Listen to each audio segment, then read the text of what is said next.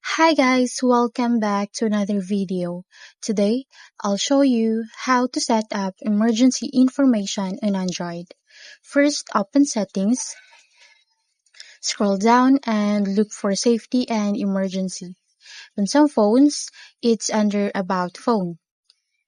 Tap medical information or emergency information.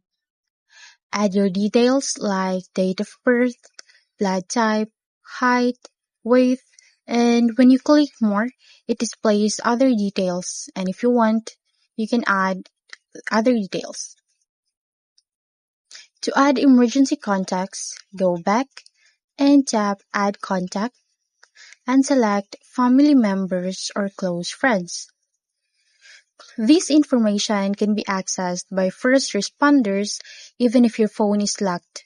For example, in case of an accident, a doctor will see your allergies and emergency contact details right from your lock screen.